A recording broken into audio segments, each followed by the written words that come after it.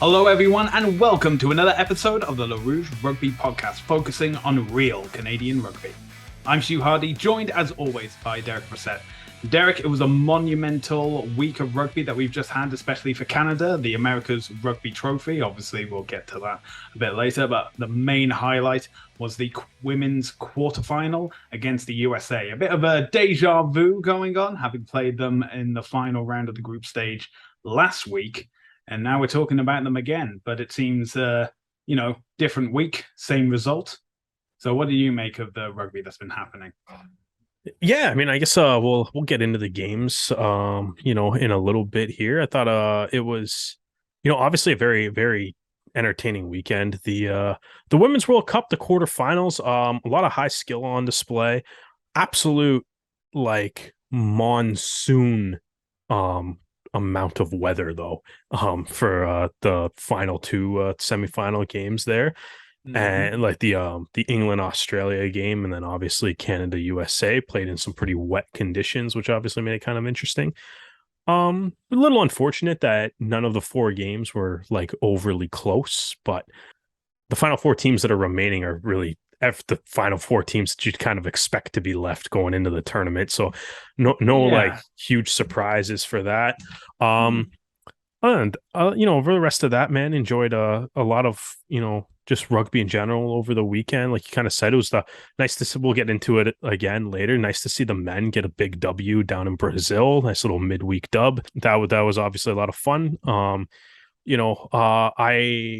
I checked out some the slightly different codes that are available to us here in Canada. Went to go see an Argos game, which was a lot of fun, as they're the best team in the Eastern Conference right now, although they did not play like that on the game that I decided to go to, but still that's fun. Hell of a lot better than the team that's on your shirt right now, going 0-3 versus the bottom half of the Pacific Division. And we can start talking about firing everybody and trading every single player on the roster again, despite the fact that the Leafs record is the same as you see how I guess the passionate fan comes out, because apparently this is my record, even though I have no impact on this at all. But yeah, even though the record's pretty much identical to where it was last year before they made the playoffs and then inevitably failed us once again. So not the greatest season trajectory. Players yelling at each other on the bench. It's a good time in Leafland. The Saracens 7-0 though, so that balances out. The Saracens just balance out the Leafs. That's the whole purpose that I cheer for that team for, is to offset the disappointment and misery from the Leafs. Shout out Alex Good performance, or unreal, most caps and most appearances for the club now, and had a try and a couple key kicks to boot. So that was a fun day too. At least they balance out the Leafs. Argos game was fun too.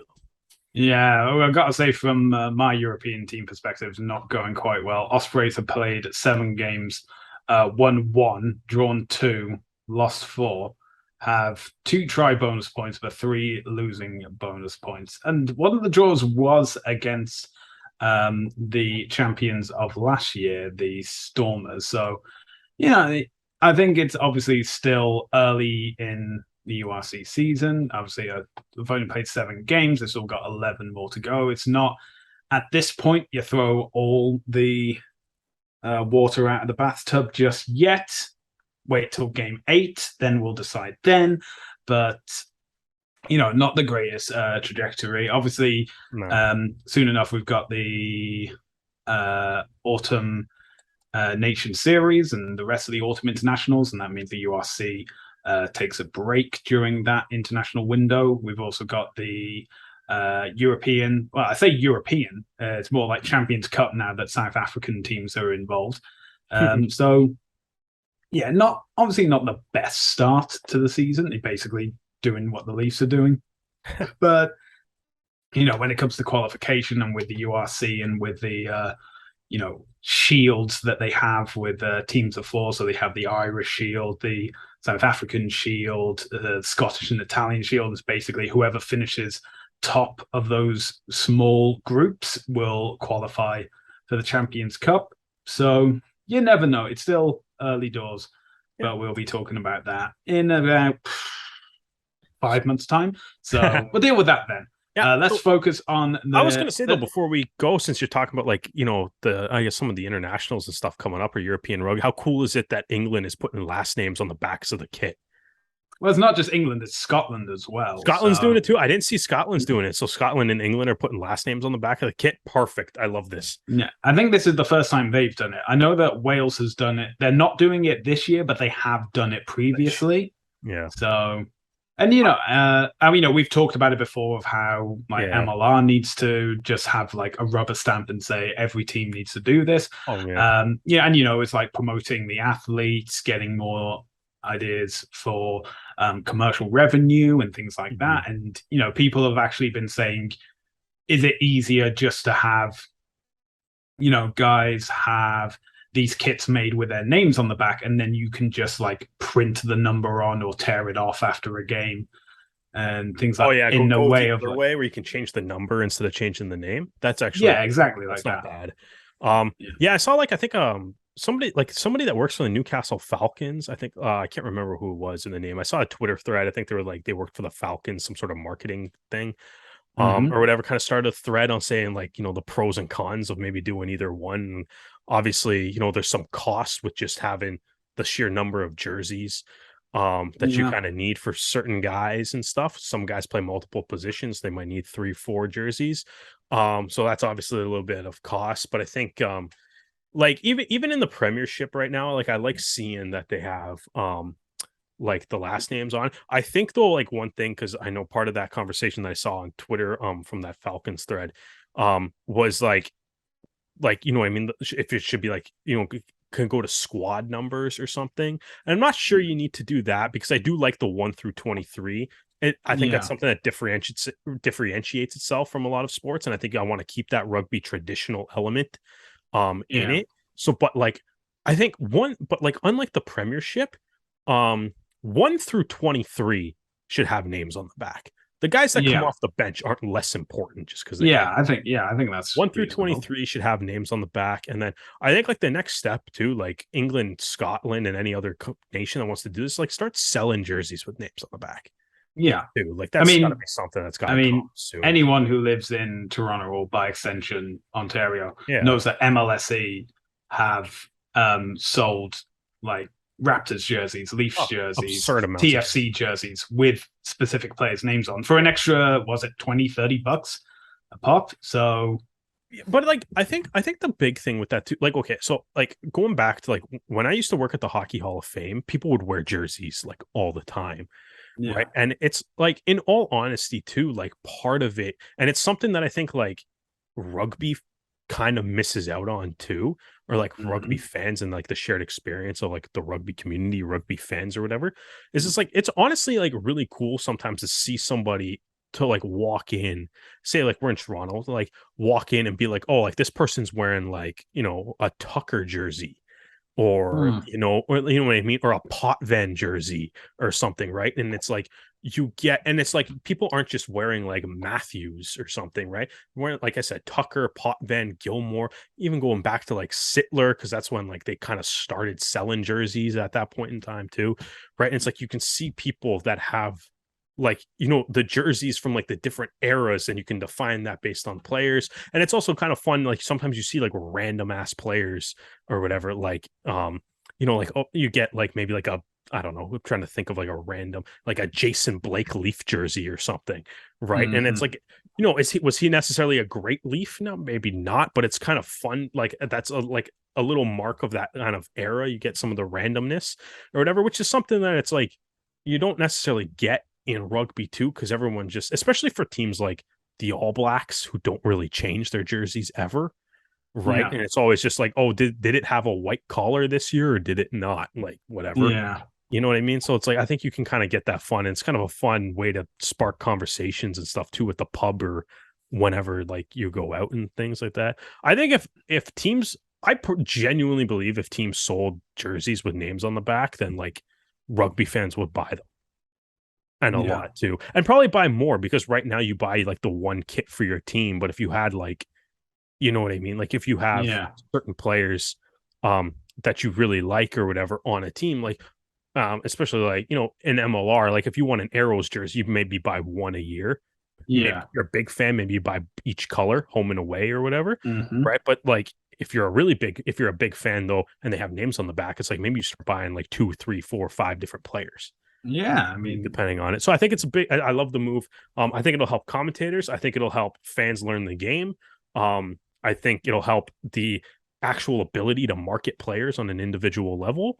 And I yeah. really hope more countries and more leagues start getting in on this and stuff too. And also Yeah. premiership teams should sell kits with names on the back. Like I should be able to buy in a Toje jersey. It shouldn't be hard. All right. Well, let's focus on the weekend that just was with the Women's World Cup. And we have the repeat fixture of Canada versus the USA. And, same venue, same teams, different week, but ultimately the same result. So we start off, and it doesn't really go Canada's way with Joanna Kotlinski for the USA scoring the first try in the 11th minute. Misconversion.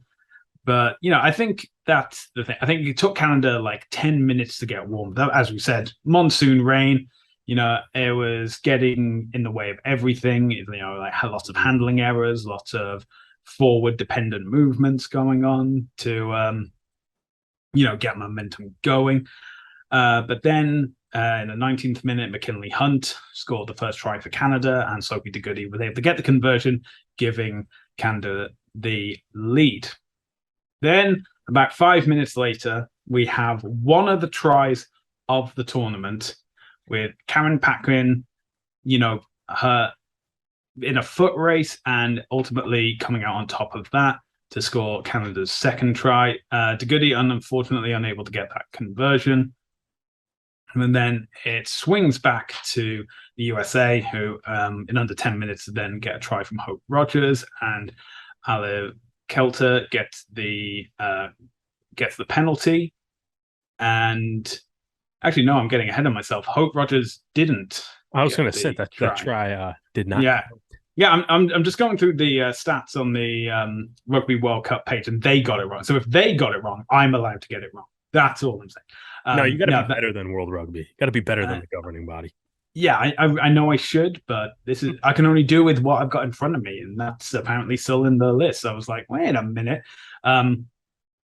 So yeah, that try was ruled out. I believe that was the try which was called back because in the driving maul, the ball was dropped and knocked forward.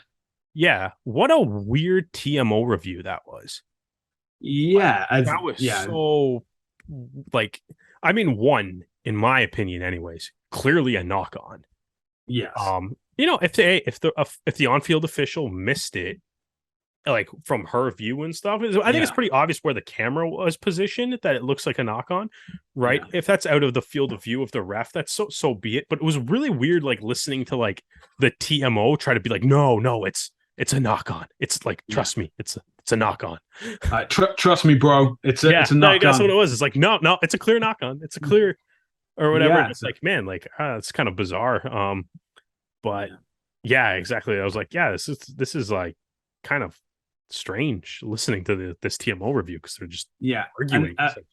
Something that has to be mentioned is that, like, according to the official stats of the match itself, the person that made the most meters was apparently the USA's Aliv Kelter with 90 meters. I believe the actual most meters made was Joy Neville just jogging back and forth from the TMO being at the literal opposite end of the field to get these results. Yeah, it was very strange. Anyway, so that try was scrubbed, and it ended up with, just before halftime, Aliv Kelter scoring a penalty kick, giving the halftime score of Canada 12, USA 8. So obviously not as big a margin as last week, and I don't know, maybe it's the Welsh in me, but anything that is fewer than 7 points always has me a bit on edge. Fortunately, there was one person who could alleviate those concerns, and that was Paige Farris,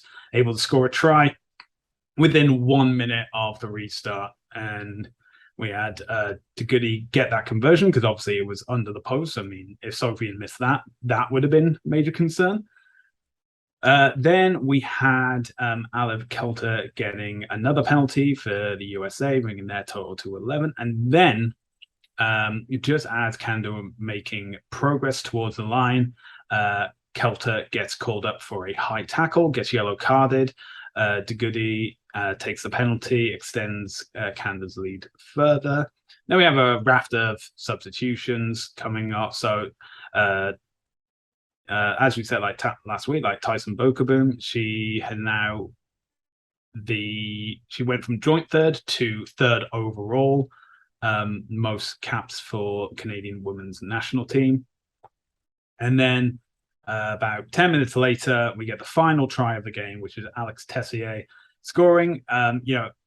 There was that try especially, there was a lot of momentum going Canada's way, but USA were just able to hold them back. But Tessier was able to find an area that was unmarked, get the ball down near the post. So Sophie Goody was able to get her final score of the game as well with a conversion before she was final conversion of the game. She was able to get a penalty in like the 70th minute and then was substituted off. She had an incredible game as well, but player of the match, Karen Paq-win, was doing the business. Absolutely fantastic. And then we have like the final score, Canada 32, USA 11. So even the USA knew all of Canada's tricks from the week before, this time around they pulled off an even bigger margin than they did when they were playing in like the group stage.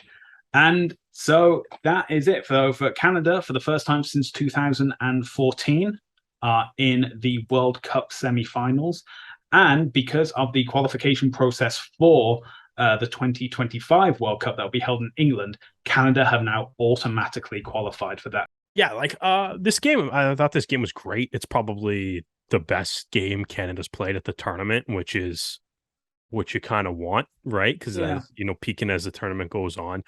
Yeah, like you said, Karen Paq-win, she kind of scored what to me is the try of the tournament. Like it's up there for sure. It's definitely between her and Faris. Yeah, well, in this game, there were two tries of the tournament exactly. In the same match. Tries in this game. But I think like with Paq-win, it's like it's not just her like grounding the ball, or it's not just Allery's kick ahead, or even Paq-win's pass before the try, like to give the ball to Allery too. Like it's like all the phase work, like building up to that, like the forwards carry, like all the carries, every forward getting to the ruck and support, winning those rucks, and Peltier moving the ball quickly out of it, and then all of that just to set up the opportunity for Paq-win and Allery to have like the 2-on-1 kind of situation. Then obviously you have the perfect kick through, and Paq-win kind of just tucks her head down and wins a race for the ball, and able to ground it. And I think it's like, yeah, it's unreal. It's such a good try. To me, it's the best try of the tournament, but it's more than just like the grounding or like the stylistic finish with the kick too. It's like all the build up and all like the phases that they like, because I think they ran through like 7 or 8 phases in order to set that up, and it was like perfect. Sophie De Goody had a couple carries in the build up to that play. She had once again just leading the way, especially with the ball carrying as well.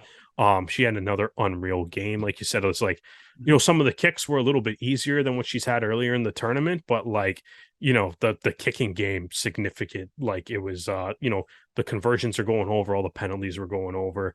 And yeah, it was brilliant. All the tries really brilliant, well worked. The forwards did a great job the whole game. Obviously, the super wet conditions. It's funny because it's like the super wet conditions you'd think would maybe not allow for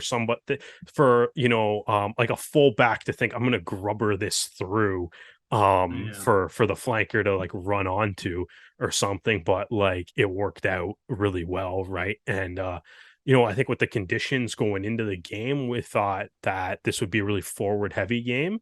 Obviously Kevin Rouet did too, with the absolutely wild 7-1 split on the bench. Oh yeah, that was Yeah. that was a point of concern, especially Yeah. like sorry, that was a point of concern prior to the game. Yeah, then Sarah Caljuvi getting HIA in the 7th minute, and Holly having to basically do the entire game.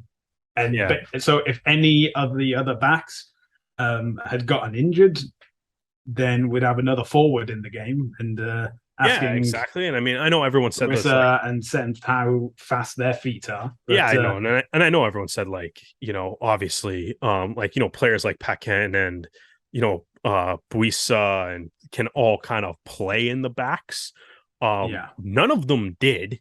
They went with the Kevin Rouet went with the almost I mean, it's separated, but it's almost like the hockey style line change. Like the pack was completely different by the end of the game. Fabiola Forteza, the only forward to actually go all 80 minutes. Right. Whereas every back except Caljuvi, who unfortunately had to leave with the injury, they all went their full 82. So I mean, when I first saw that, I was kind of like, that's kind of weird. I'm not sure I like that, but hey, it worked out.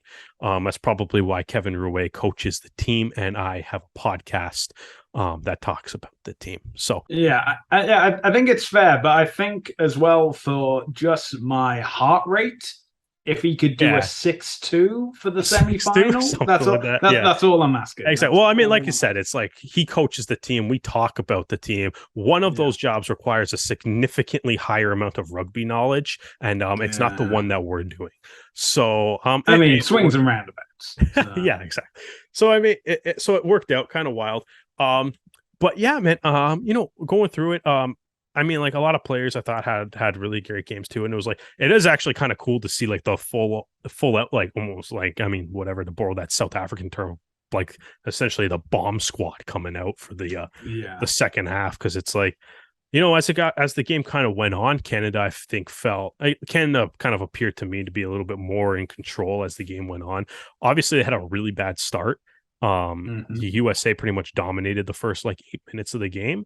But until they scored, and then the USA kind of scoring that early try, I think woke Canada up a little bit. And they were able to basically take over that game. By that 16-minute mark, Canada took the lead, and then they never looked back. So I mean, I think over the course, it's like obviously, and it was a lot of the same things that we've been talking about that have been great for Canada. The forwards were unreal. They had a major role in every single try that was scored. And even if the tries weren't necessarily the classic here's the driving maul and stuff, but it was like you said, in the build up to Paq-win's try, it was 8 phases flawlessly executed, and then you kind of have a and then Alyssa Hallery and Karen Paq-win combined to make an unreal skill play at the end of that. And so that worked out well. Tessier's try, there's a lot of build up there too. And even I believe it was Paq-win again that won the restart before Ferry scored her try. I believe it was, right? Yeah. So it's that's another that's another play. It's the hard work of the forwards creating opportunities for the backs, which is basically exactly how you want your rugby game to go, right? Especially in those conditions. And I think given what the conditions were, and given what we saw in the England-Australia game that happened just before, I don't think I was really expecting the backs to be kind of as involved as they were, but they did a great job just waiting for the opportunities and finishing off some of the tries. And even the USA backs, Alev Kelter was the best player for USA, clearly. Yeah. She got the yellow card. Right. And that, I think that really hurt the USA. A lot, in my opinion, just because it was it took the best player. It took the best player. The yellow card then gave a penalty. The yellow card was a penalty, which was then 3 points. And then before she returned to the field, she returned Tessier, so it was 10 points off that yellow card without the best player, without your team's best player basically on the field too. Right? Yeah, that was pretty much the game at that point. Once Kelter came back on, right? That was almost there. And I mean, it's one of those things that it's like, again, kind of what we talked about last week. It's like you look at the tournament and it's like Canada's dominated this tournament. At least it's through like their pool play. Yeah, from the games they played, there hasn't really been an instance of sustained dread. No, like, and even at that, like, that's the thing. Like, the start for this game, not great, but but if you really break it down, it's like Kitlinski scores her try at the 8th minute. That game was basically all USA up until that 8th minute, right? Yeah. At that 8th minute mark, maybe another for like 2 or 3 minutes of USA playing really well, and then it kind of slowly the momentum kind of starts to turn before McKinley Hunt gets her try. Right. Yeah. And then once Hunt gets her try, DeGoody converts that. It's 7-5, and Canada never looks back. Like, it's all Canada for the remaining, the remaining 64 minutes of that game is all Canada. Right. So it's like, maybe not the best start, but at the end of the day, it's like you look at the end result of this game is a 21-point win. Yeah. Right? Like it's you know what I mean? Like, it's not like it was close. Like, that's almost, depending on how you do conversion wise, that's like a bonus point ahead of, like, between that, depending on how you convert, I guess. But like, so I mean, like, yeah, it's good. And it's nice to see, like, they're building, they're playing some of their best rugby, a few injuries, but they're dealing with it. Looking ahead to next week, though, we have, at least in Canada, we got Friday night against England. Yeah. I don't know. What are your thoughts on this? How do you feel going into this one, Stu? I feel the absolute juggernaut that is England. Yeah, obviously, as you make your way through any World Cup, the games are going to get harder. They're going to get more challenging. Canada already has lost players due to injury. I have a feeling that because of such a short turnaround, Cal Juvie won't be on the matchday squad next week, just for HIA and concussion safety. So that's another player down. And England, world number ones. I think this is game 27 or 28 that they've gone unbeaten. 29. 29. Okay. 29 in a row. Yeah. So, and like pummeling teams too. Yeah. Like, these aren't like, they're not like close games either. Yeah. The only team that's put them close is France. Yeah. And that's understandable. Also, of the final 4 teams, Canada is the only one that isn't have like full-time contracts for certain numbers of players. So I think be making a little bit of a kind of a big deal about that on the broadcast too. Yeah, like subtly bringing it, or maybe not so subtly. Well, not so subtly if it's in the script. But, yeah, exactly. But I think DeGoody mentioned it in her post-match interviews too. Yeah, I think as well. So, what I want to see is Canada putting in the work, being valiant regardless of what happens. Because if you're going to fall to any team, falling to the world number ones is more than enough. Yeah, I think that's you can still be content with how far you've gotten. Like as I mentioned earlier, they've already qualified for the next World Cup, and that leaves more time for preparing for those games, more time for matches against other international opposition where available. Now, I know that the Pacific Four series and the WXV begins in full swing next year, but obviously more opportunities for fundraising and resource generation so that you can have players that are in the same situation as certain England, New Zealand, or French players are, where they are full-time contracts and they're not worrying about all these other things. And of course, England, they've been the longest international team that have played at the fully pro level. So, so there's obviously going to be 2 games regardless of the results. Yeah. And so far, France have been the only team that have put England close. So yeah, would like a close game. Similar maybe to the England France result, but you I know, think with everything that's been going on, it's really hard to see past England at this point. well, yeah.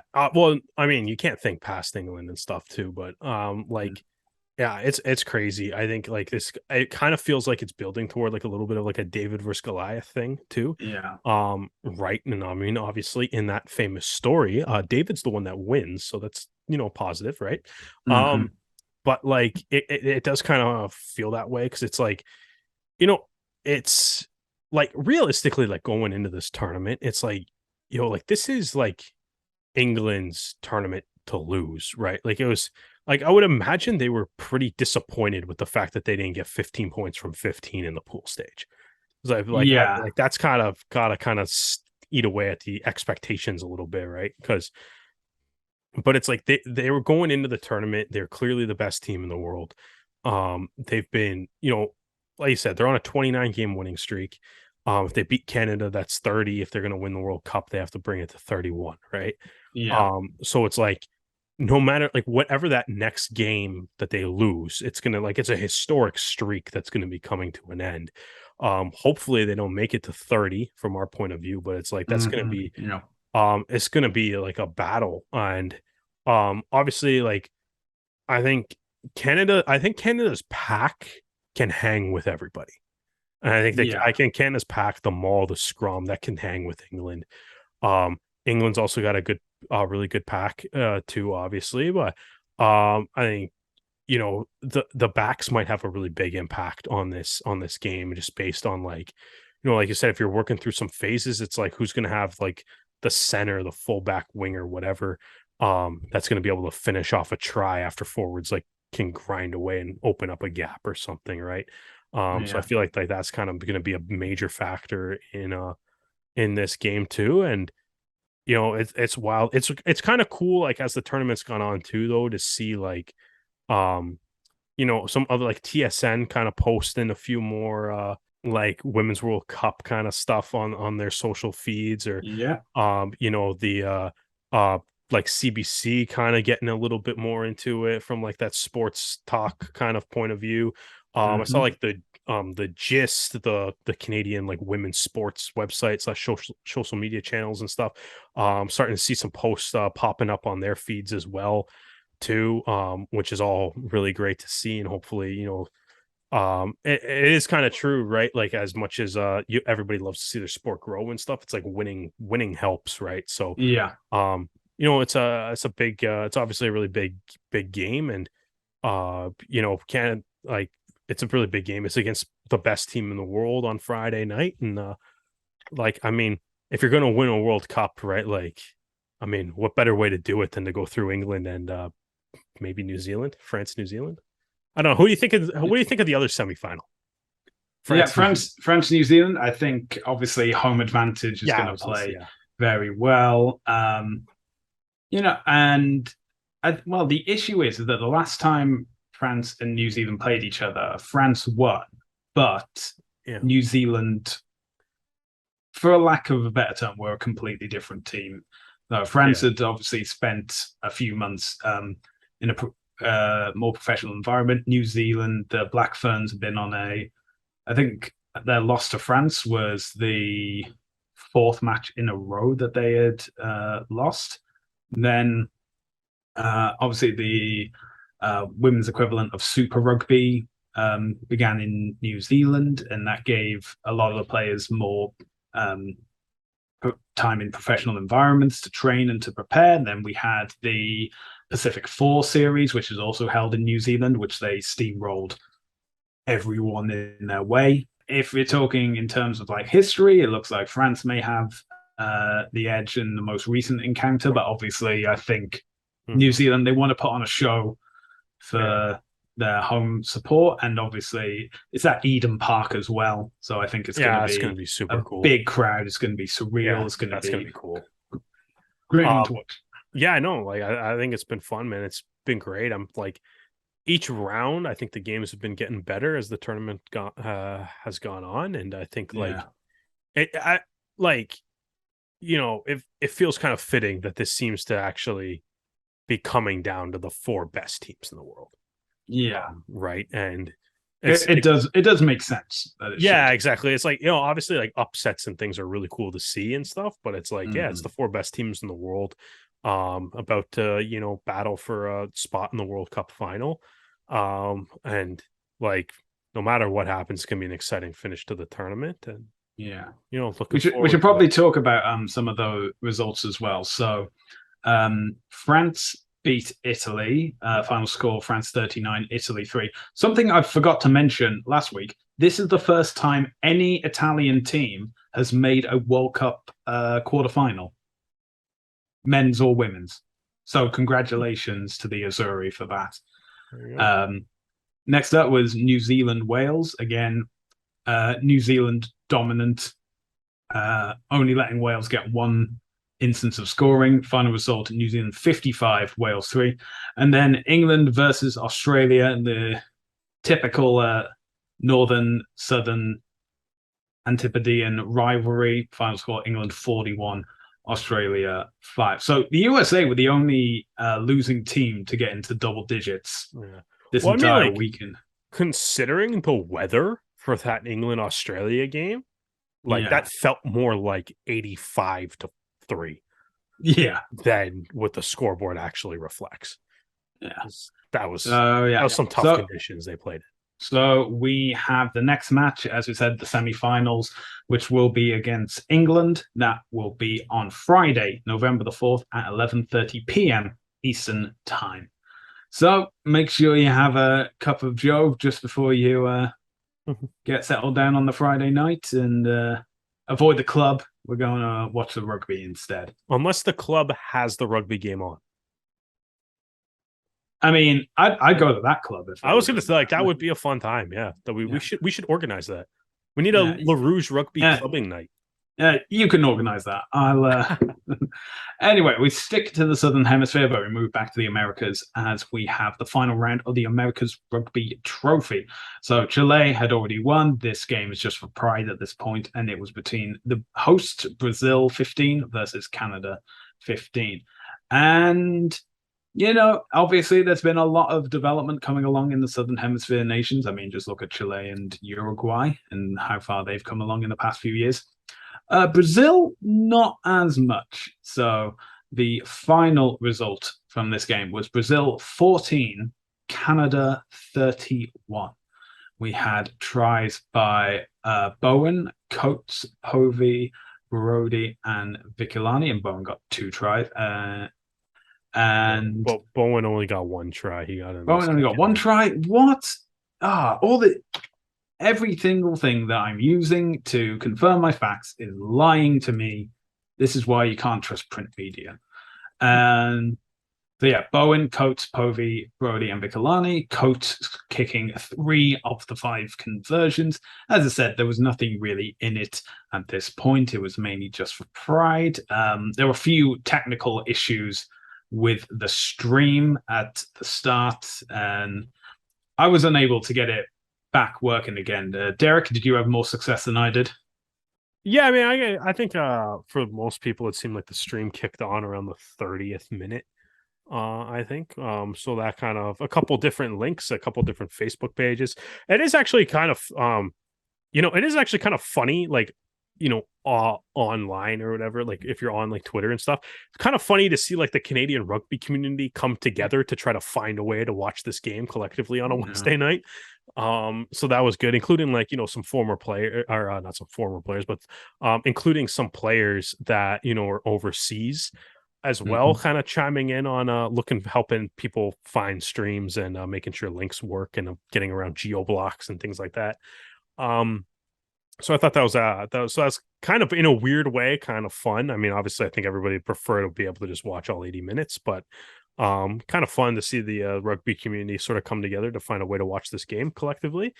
The game itself, like from what we got to watch, man, like I think this was a lot of fun. We talked about last week how excited we were for the actual lineup once we saw the lineup.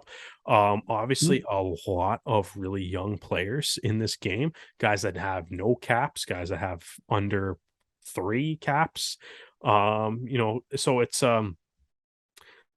so it was like really exciting to see them kind of come out and put in a really good performance against Brazil. Get to end the tour on a winning note as well. Um, kind of going through the game too. Obviously, it's really nice too. Like just even the way like some of the guys like scored these tries and stuff, right? Like I said, I think the stream kind of kicked on after Povey's try. I think it was just after Povey's try. But it was like, you see like a guy like Deshaun Bowen scoring a try in right for Rugby Canada. I thought he played a really solid game on the wing. From what I saw in the second half too, like he made some like really nice tackles out on the wing. Brazil kind of had a really difficult time running through his side of the wing too. I thought on the opposite wing as well, Josiah Mora, who had a try last week. I thought Mora was doing a great job like the whole game. Like part of one of the things I know we've kind of criticized the Rugby Canada sort of like attack with in the past is like too much kicking. But it is also one of those things where we said it's like if you kick properly, like it can work. And as they say, like kicks only as good as the chase. And I thought like in a lot of cases in this game, when Higgins or Brody would put up a box kick or whatever, like Mora did a great job chasing it down and making sure he got to the Brazilian player with not leaving that player like much space to do anything, making good tackles, and just being able to maximize the territory that we're gaining and give Canada the best shot at getting the ball back off a lot of those kicks, which in this game was an effective tactic that they used, right? So I did enjoy seeing that. There was a few. It was nice to see like a few the younger players kind of getting some nice moments throughout the game. It's like, obviously, Gabe Casey, Arrow's draft pick. I think like he looked like he's going to be a pretty exciting player, right? So I mean that's fun to watch too. And I mean like he was in the centers. He got replaced by Talon McMullen, and then Alex Russell got replaced by Dakota McMullen, which is kind of fun to just watch twins kind of do twin things. I mean, if I know hockey fans obviously remember Daniel and Henrik Sedin kind of playing, out in Vancouver, and they got some weird. It's a weird skill set to kind of watch when they seem to kind of know where everybody is at this or where each other is at all times. So I think that's a lot of fun. I will say something is that so obviously a few people had a few comments about the streaming issues. Yeah. And we've been hearing these rumors about Superliga Americana de Rugby, or SLAR, expanding to include North American teams, one of which is based in Canada. So, people aren't really convinced by the streaming capabilities at the moment and hoping that something can come soon. Now, previously we had mentioned that Sudamerica Rugby was going to make an announcement on the 27th of October. And you may be wondering, well, guys, why haven't you been talking about that? And that's a very good question. They haven't released anything yet. They have released a tweet on the 28th of October, just saying that something bigger or mass, so something more is coming soon. Yeah. So if you're still wondering if the Pacific Pride or American Raptors are going to be taking part in SLAR or whatever it changes its name to, we'll let you know when we do, because that seems to be an ongoing mystery. But obviously, Brazil, the Cobras, make up the team for the development of the Brazilian players. So. Yeah, and obviously they've had like a few issues because they've had like name change and the structural changes as well. But it'll be interesting to see if that development actually comes through. Obviously, Pacific Pride has been doing a lot of the shift for Canadian development. That's not to exclude the college system. Obviously, UBC has been doing a lot of work as a lot of players. Played on Wednesday, flew back to UBC, and then played again on Saturday. So, which is wild. That was Isaac Kelly and Talon and Dakota McMullen all played for UBC on Saturday after playing a international game and then flying home from Brazil, I guess. Yeah, That's actually another player that I think I thought played really well. I thought Isaac Kelly he came on in the second half. I thought he did really well. There was a lot of he did a good job getting off the gain line, had a couple big hits behind the gain line too. Did well in the line out. Looks like he's a bit of a force in like the line out maul. Had some great defense. He kind of combined with Keys and Pryor also played really well too. yeah, To kind of make like a nice little like defensive maul stop. That worked out well. And I mean, I think it seems like there's reason to be excited about some of these guys. Like I think like Kelly kind of like he looks massive, like he's huge.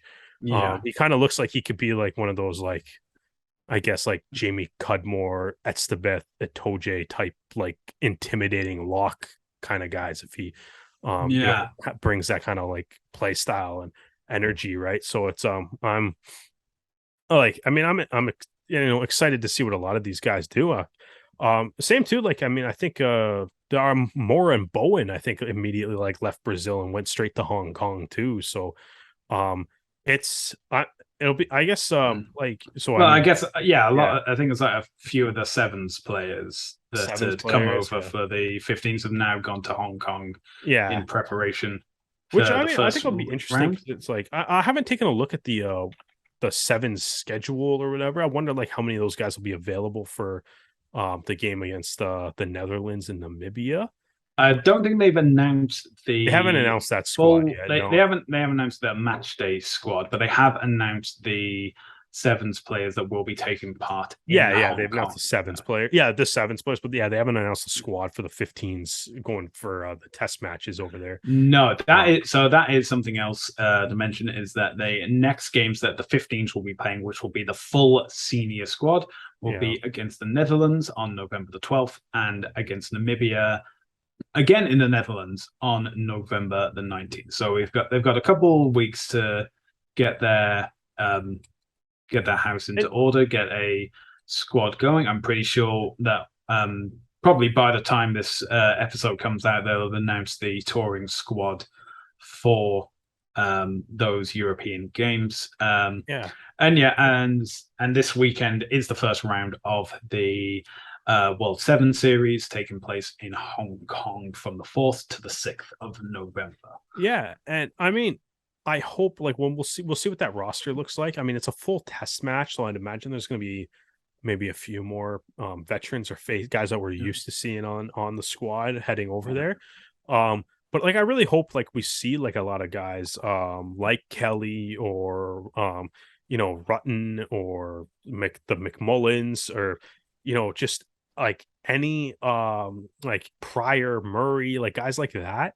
I hope the Kingsley Jones integrates some of those guys into the full proper like test match squad. Yeah. Obviously too, I think Moore and Bowen show that they can definitely hang at test level. I think we kind of saw that through these games. So it's like if they're not playing sevens, I'd like to see them here. But I don't I haven't looked at the schedule yet, so I'm not sure if that conflicts or not. It might. If it doesn't, I would like to see them. But if Yeah. not, then I mean, I'd like to see them playing sevens. But yeah, like I hope Klimchuk's another guy too. Like I think I would love to see these players get integrated into the test squad as Yeah. well. Maybe not to the extent that the squad was against Brazil here, but you know, it was nice. Like I think looking to like it's a nice look to the future. I think another really fun element of watching this game was all the Canadian players that weren't playing that were sitting maybe too close to that microphone or whatever was recording. Well, Well, right. that's why it was on a Facebook feed and not on a public broadcaster. Yeah, exactly. But I think like the fun thing is like you can clearly hear the Canadian players that were, and I'm sure you could like certainly recognize some of the voices too. But I mean, like I think one of those things that was like it was really fun listening to those guys, and like they're like a lot of say some of the more veteran guys that weren't in the lineup for this game. But it was really fun listening to those guys just cheer for basically every like positive play that happened in the game. And it's really fun to you kind of get some of the unfiltered thoughts, not being like interviewed in in the media or in front of a microphone. They don't necessarily have the media mind turn on, but it's fun to get some of those like unfiltered thoughts, because it's like, at the end of the day, it's like it's been a bit of a tough go for the men's national team the last year or two. And in all honesty, it's just really fun to hear the passion that all these guys still have for the jersey and for the program, kind of Yeah, coming out in a little bit of an unfiltered way. And I think the combination of hearing like that passion and then looking at some of the young guys putting in some pretty solid performances, and I think, like overall, it's probably like this game is probably the most fun I've had watching the men's national team in a little bit. And also like probably something to actually like a thing that actually makes me like excited for like the future of this team too. Combination of, like I said, combination of the actual on-field performances and just kind of, the passion that all these players clearly, despite some of the difficult times that the program's going through, the passion that they all yeah, still clearly have for the jersey and for the yeah, squad too. yeah. I think that's always good to hear. But we leave South America, returning to North America and MLR news. First up, the Toronto Arrows have announced some re-signings and the signing. So first of all, scrum half extraordinaire Ross Brody has re-signed for the Arrows for 2023. Always good to see him on the pitch in Arrows colours.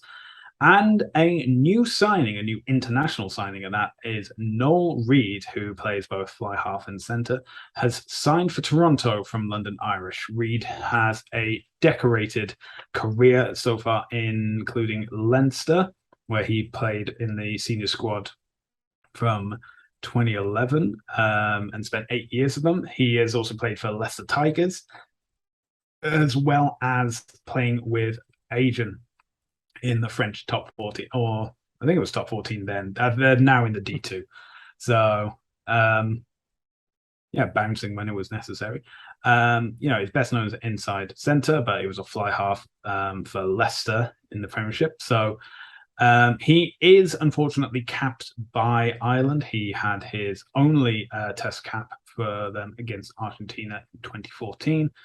And, if your Why is position is that a fly unfortunate? half, well, I'd say it's unfortunate because if you're a fly half and you're competing with Johnny Sexton, I don't think it's ever really going to turn out Yeah, well but in your favor. he got his cap. Like that's one of the coolest things you can do. I don't like. But also, unfortunately, for the Arrows and MLR perspective, because he is internationally capped, he can't find that Canadian passport from a grandparent anywhere in the attic. And unfortunately, we will be one of the few, I think Toronto Arrows only have 8 international player slots, so he's either playing in the game or he's not the squad, unfortunately. And in the Americas Rugby News press release about this, they said the Arrows set to utilize Reeves in the midfield alongside Nick Benn, and saying last season's first choice pairing of Spencer Jones and Weta Tafuga have both moved on. Now, on Instagram, Weta Tafuga did say that all good things come to an end and he's grateful for the opportunity for play for the Arrows. I haven't heard anything about Spencer Jones, so not entirely sure about that. I mean, it is going to be pretty disappointing if Spencer has moved on. Ideally, want to keep him in the Northern Hemisphere, have him available for the national jersey. But it's a Yeah. disappointing revelation to find in the Yeah, one I of the mean, lines in America's Rugby ARN. News is obviously a really pretty trustworthy source, man. So I feel like I feel like I'm going to believe it. So yeah, that it's unfortunate if Jones and Tafuga are both gone, but I mean, obviously, a replacement pairing of Ben and Reed seems pretty solid right now too. Obviously too, it's nice to bring in a guy like you said. I mean, he's got the one cap for Ireland, but also plenty of experience with some of the biggest clubs in Europe too, right? And has been decade long pro, and that's always a good thing to kind of bring into a locker room as well. So that's a solid signing, and then happy to have Brody back as well, right? Like Yeah. obviously probably the best scrum half in Canada right now. So it's good to see him sticking around. Yeah. Let's hope the scrum half curse has been lifted from last year, and we're not I'm sure they'll be fine.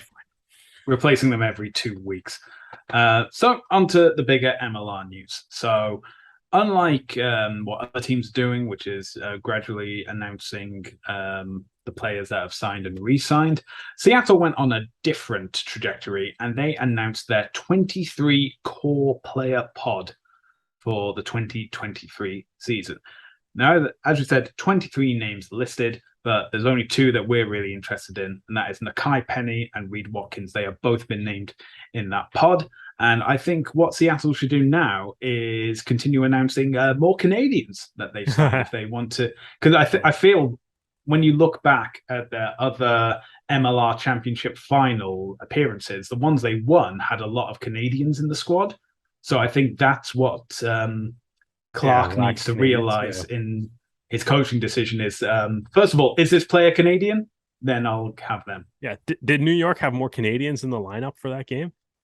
Ko and Nawadi were both playing. Ko and Nawadi. So, but then it's evenly matched, and because Seattle didn't have more, then they lost. So then they lost. Yeah, there we go. Yeah, obviously kind of interesting. It's a little bit better. I mean, I think for like the MLR, like most of our off-season content in MLR is, video highlights from big plays throughout the season, player signings. Yeah. Right. So it's like I'm not like I in all honesty, I think I like the idea of just teams dropping like all the players that they've re-signed. Right, just because we don't necessarily know all the contract lengths and stuff. So it's like it is, it's nice to just the re-sign. It's like the truly exciting signings are the new players and stuff that come through. Right. Or, if you knew a guy's contract was up, then if he resigns is obviously a big deal as well. The only thing my only thing is like, for if you're going to drop all 23 players, it's like, does that like the other teams are obviously kind of using that as a lot or the majority of like their content for the off season, right? It's like, a player signing or two like every week. So I don't know if it's I don't really know if which one I kind of like better. It's interesting to see a team taking a different approach. Everything is better than New York. Yeah. I know you guys are the champs, but announce a player. Well, who they need to announce is who's going to be their new head coach, because one team has announced their new head coach as of today, and that is Old Glory DC. They have signed Josh Sims, who is currently the Hawke's Bay head coach in New Zealand. So he is joining MLR, another Kiwi coach for an MLR team. Always good to see. And now we come to the big news of the week. Big news. And that is that the big news that dropped on Tuesday after we recorded, as is tradition. All right, and that is that the two Gill teams, the Austin Gill Gronies and the LA Giltinis, will not compete in MLR 2023. It's been rumored for a while. It's been talked about in the wings, and there's been a lot of effort to get new buyers for these teams because of the uncertainty surrounding Austin and LA's team ownership. There was talks of Austin being sold. There have been F45's financial evaluation has, I think, halved over the past year. And MLR did release a statement saying, while we understand that this news is disappointing for the fans, players, and stakeholders of these two teams, this decision was made after much deliberation and counsel, and with the best interests of the league in mind. Our league is invested in long-term success. It is vital for us to give our teams and their loyal fan bases the best chance of succeeding both on and off the field in 2023. This means that it will be a 12-team structure going on, 16 games over 18 weeks, and then the playoffs. There will be an Eastern and Western Conference. And they said for 2023, Fox will broadcast 18 matches on FS1 and FS2 and will air the championship final on Fox Sports. And in conjunction with that, league will offer all Austin and LA players the opportunity to continue playing in MLR by holding a dispersal draft in the coming weeks. So, Derek, you and I, we have been appointed head coaches of this hypothetical 12th team, which may or may not be in Chicago. And we have been given a rafter of players available that played for Austin or LA the previous season. So we have a few players that aren't available. Isaac Ross has gone to play in Japan. Jamie McIntosh has retired, as has Angus Cottrell and Adam Ash. Cam Dodson went to play for Wasps, so I don't know if he's actually available, but I'm going to say he's not. Harrison Goddard, if he's on also, the Wasps, yeah, that's why I'm like, I'm not entirely sure, but let's say for the sake of argument that he's staying in England. Harrison Goddard is the New South Wales for the Super Rugby season, so he's unavailable. And Marcel Broche and Luke Burton were both traded prior to this announcement. So we have 15 players that we want to pick. Let's start with the front row, the props and the hooker. Derek, who have you chosen? I went with an all LA one. Justice Sears-Duru, Joe Toafetti, and Charlie Abel. Well, I am sticking with the Canadian outfit. I obviously want to see as many Canadians as possible playing in MLR for the foreseeable future. Yeah. So I kept so Sears-Duru is still on my squad, but I also have Stevens and Leilani Markin because he is technically Canadian eligible. Now I'm looking at the list we have for the locks, and I see we both picked the same guys. At number 4, Corey Thomas, and at number 5, Dave Dennis. Now, I know we've both picked Dennis, but I'm not entirely sure if he will be sticking around in MLR following. I mean, realistically, who knows if any of these guys are? Yeah, so we're saying that all these players have taken the opportunity to go for it. So I think I was just saying, let's go through the teams and then let's go through our teams, then I have some thoughts on the teams and then the whole dispersal draft and LA Austin situation we can fire off after. Yeah. So for my back row, I have Haupikui, I have Gurmashais, and I have Ronan Murphy as well, which I think is pretty solid. I mean, as long as Hanko Gurmashais is listed in the squad, I'm sure that he wants to continue being selected for the Eagles. So you got to have him playing in MLR for that. And so I have him as my number 7. Yeah, I went with Christian Padoivin, Hanko, and Lockie McCaffrey, who was the first team All MLR 8-man last year. Which there's a few of those guys that are, on the squad. All right. So who have you gotten for the halfback? So scrum half and fly half. Yeah, I went all Austin for this one. Lorenz and Mason. I realize I've gone Austin as well, but I've been sneaky. The opposite Austin guys.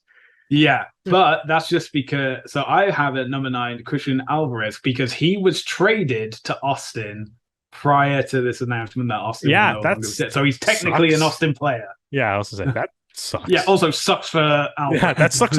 That's not fun. Yeah, no, that stinks.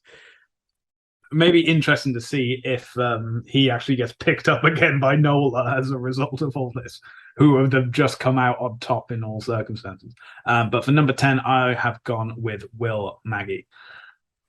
So let's talk about centers and wingers.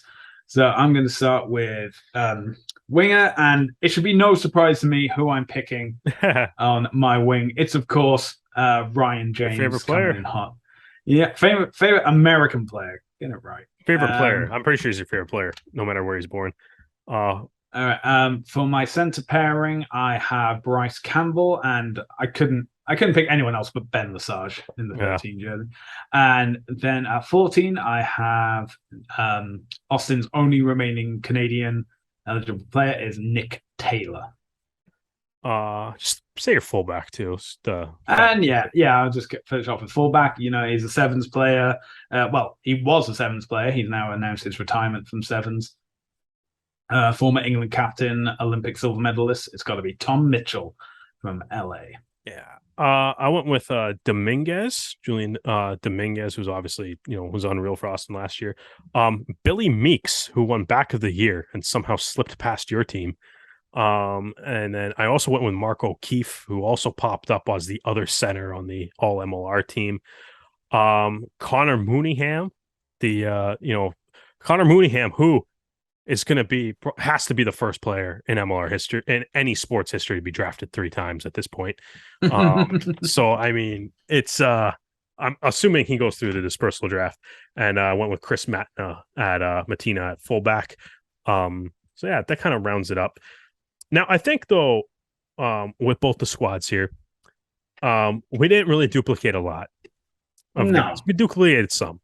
The point being, if the league is doing a dispersal draft, there's some players available, depending on how that works, depending on what we actually know and find out. Now, going back to this, I would say, like, going back to this whole situation here, obviously it sucks. Yeah. Right. Like, it's not a good situation. I'm not saying that I think the MLR is doing necessarily like a terrible job of handling it, but it's like the situation does suck. Like, you don't want this to happen. No. I think, however, it's like, I think ultimately, and why I'm like, the most intriguing part of that announcement to me was the dispersal draft, right? It's fascinating. Like, I think a 12-team league works better than a 13-team league, or would work better than an 11-team league. So my biggest concern, I mean, it looks like everyone's thinking that this is going to be Chicago, right? My biggest concern is 4 months enough runway to get an expansion team off the ground, right? Is that enough runway to do it? I'm curious to see like how the dispersal draft would work, what the rules are around the dispersal draft. But actually, I'm going to circle back for a second. Obviously the situation sucks. I feel really bad for the Austin fans, the LA fans. I feel bad for the players, the coaches, the staff, anybody that's now out of a job because Austin and LA no longer have a team. And the reality is too, like in any sport, you never want to see franchises fold. There are people that are like really passionate fans and stuff, and that's a big part of their lives. And if teams are gonna go like that stinks, right? The reality right now is that we still don't really know a whole lot of information about what really happened here. As far as like, what the salary cap violation was or whatever else Gilchrist did. Right. Obviously we got some info just on the basis of like the current state of F45 as a business. I think the whole thing from that point of view, like it all does kind of suck. I trust that the MLR is kind of doing what they feel is best for the league right now. And I hope that in, 5-10 years, we can look back on it and be like, yeah, they all made the right call, in this situation. But it does immediately suck. The thing though, that I find what I find fascinating though, is this idea of the dispersal draft. And I talked about earlier in this pod, right, how it's like the vast majority of the MLR's off-season content, right, is player signings and video highlights and things like that, maybe some like academy stuff. That's the vast majority of it, right? And I think if you're gonna be able to turn some positives into a negative, and the reality is, as much as this does suck, it's like almost every major professional sports league that has existed since, the 1900s, when pro sports leagues were really starting to fire up, all the way up until now, including the MLS, the league that MLR is always compared to for some reason. Right. It's like all those leagues have a bit of instability, teams coming, teams going, teams folding, teams relocating. All those leagues had that in the early days. This is not super weird. Right. As much as it's not fun, it's not super weird. But that being said, it's like there is nothing I want more than to watch the dispersal draft right now. Yeah. There, like, you know what I mean? And it's like, I think like that, I hope the MLR does something with this, because it's like we just ran through these starting 15s that we decided to be like, who are the best, which is essentially us just being like, in the theoretical idea of an expansion draft, who are the best players that are available? Yeah. Right. Assuming, and for the sake of this discussion, assuming everyone is available or wants to continue playing in MLR or whatever. I'm not trying to read minds and be psychic and figure out what each player wants to do right now. So assuming that the rosters are all available, right?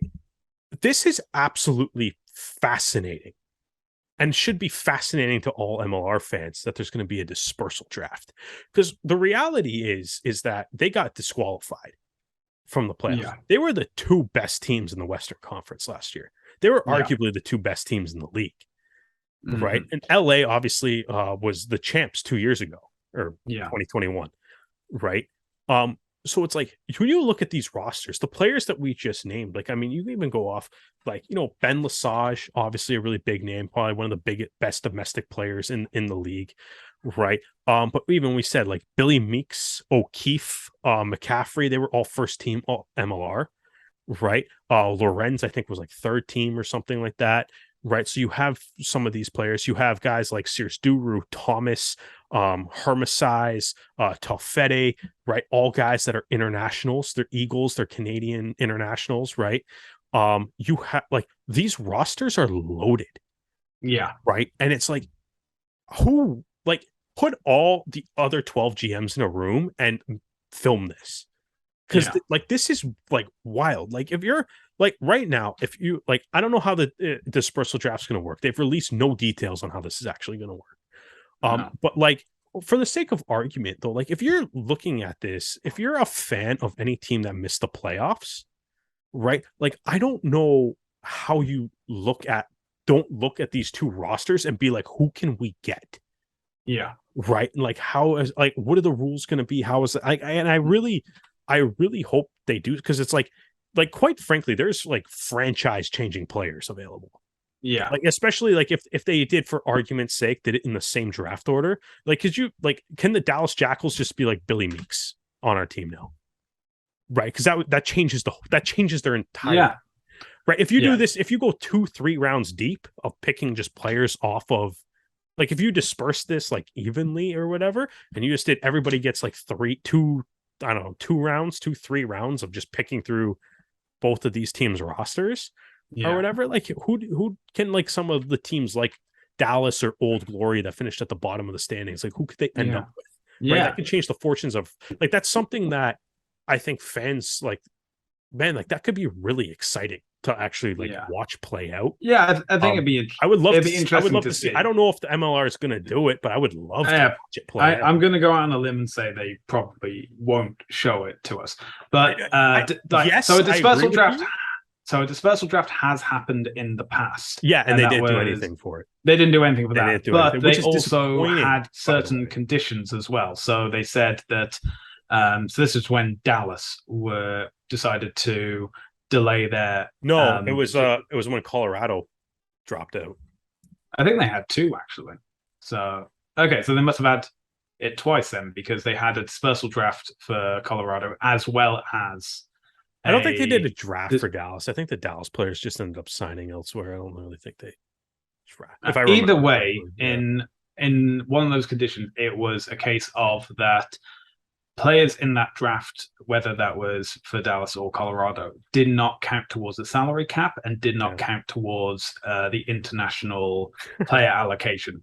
So you had players who were in the United States, but not necessarily available for the Eagles. And then you suddenly have this international experience on your bench or in your squad, and also their salary doesn't count towards the salary. I was to say, wouldn't that be the peak of irony though, to basically this whole thing started because of a salary cap violation, only to make all the players on LA and Austin exempt from the salary cap, Wouldn't that Yeah. wouldn't that just be Yeah, peak irony the irony if is it went not that lost route? on me, but as we said, so there is a 12 team, and this is something as I don't know well what that they're gonna I do. want to. Yeah, we have no idea what they're going to do. We have no idea where the team's going to be. It is only heavily rumored that the team is going to be in Chicago. We don't have like any names of what the team's going to be. But something I would probably mention is that any player that is a local player for either Austin or LA or on a part-time contract uh, or a local contract only for like training purposes and crowd support and things like that probably isn't going to be on the draft. They're probably just going to Well, stay like, in their cities. Like I know, well, like we mentioned, like Dave Dennis as well. He has who knows? history with the Exeter Chiefs. Probably not going to be. But DTH Van der Merwe, has spent the last year injured, and Matt Giddow too. Matt Gittow said that 2022 would be his last season, and then he was too injured to play any of it. So Yeah. I don't Well, think I he'll think that's be the thing, sticking right? around Like, either. I mean, ultimately, like I said, I mean, for like the purposes of what, like, of our kind of like chat here, it's like we don't know what the rules for the dispersal draft will be. So it's kind of fun to speculate and stuff. But like you said, though, I'm sure like some guys might decide to retire. There might be some guys that decide to go to a different league. There might be some guys that are, like you said, have jobs outside of rugby that maybe want to stick around. But then maybe there's some guys that have jobs outside of rugby that are like, all right, if you played for LA, maybe you're like, well, send me to San Diego so I can still work. Or if you're playing for Dallas, or if you're playing for Austin, it's like Austin, maybe you only want to go to Houston or Dallas because that yeah, keep your whatever you got going on outside of rugby yeah, around and and up.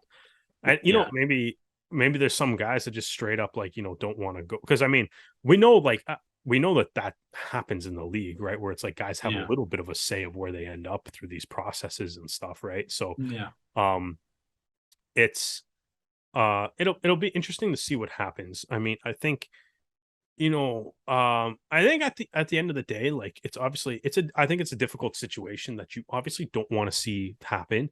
I mean, I get that like a lot of fans are mad and we still don't really know full details and stuff. The MLR and the people involved are keeping like a really tight lip on things. yeah, And to be honest, it's almost at the point of actually flat out impressive that nothing has really leaked about this. yeah, Like genuinely actually impressive feat, really, to keep everything all like locked down as long as they have, to the point where even with the press release that they did make, didn't really offer up more information than what we already knew. Like it was a yeah, salary cap violation initially, and then both the teams, kind of one of the teams a bit of collateral on the first team. Um, but like uh we still don't necessarily really know what's going on inside these the board meetings and stuff. But I don't know. I just kind of I guess trust that hopefully I'm sure like as time moves on, we'll get a little bit of a better picture of how right this decision was. I mean, I think now though it's like the to me, I'm just like the expansion team announcement has to come soon. Like it's yeah, November, right? Like this, it's we're recording this on Halloween. Happy Halloween, everybody. But like it's November now, right? So, um, like November, December, January season starts in February, right? So yeah, it's like if you're gonna have the 12th team, like you got to introduce them soon. Name, logo, who the coach, GM's gonna be, a couple players, right? Like that all has to kind of start happening now.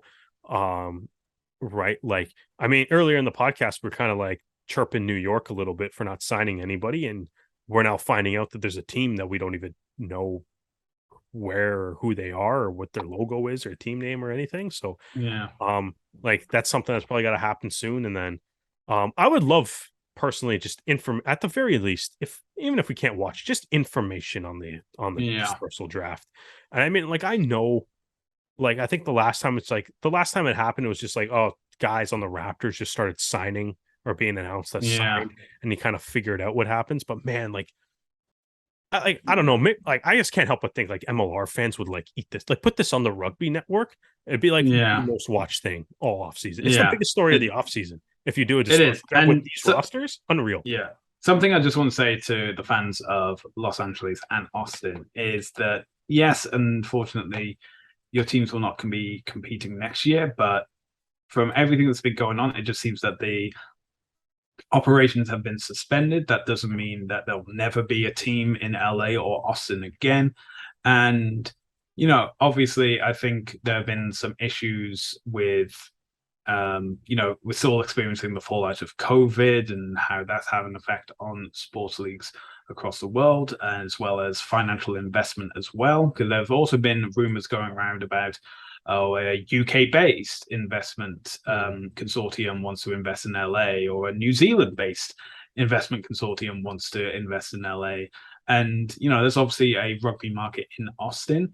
So whilst this is a roadblock, I personally don't feel like this is the end for either city, and I hope you don't as well.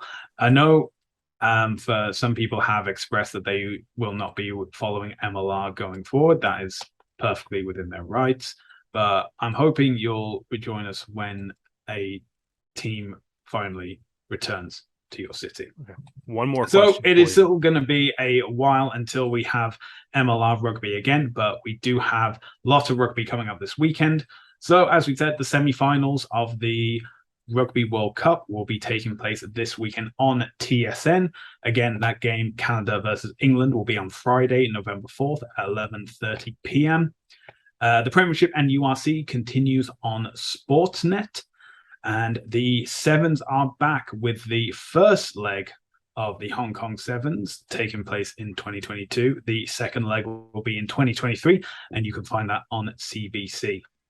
If you enjoyed listening to this episode of the podcast, you can follow us on Spotify, Apple Podcasts, as well as Anchor FM. And if you enjoy watching these episodes, as well as additional footage, including player interviews, you can do so on our YouTube channel. Remember to like and subscribe, as we are at the Rouge Rugby.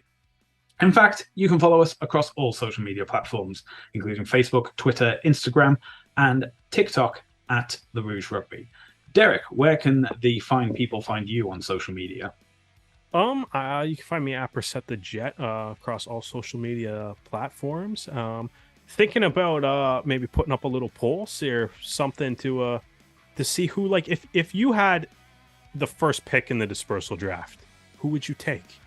I think I might go with Billy Meeks. How about you, Stu?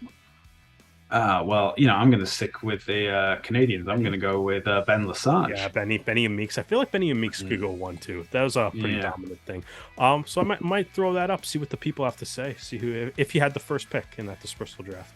And if you'd like to see my answer on social media, you can follow me on all platforms, but mainly Twitter and Instagram at H4RDMAN. That's H4RDMAN. Well, we're going to conclude this episode of the podcast here. Derek, thank you for joining me to discuss our hypothetical dispersal 15s, as well as all the other topics. And thank you all for joining us. We hope you can join us again next time.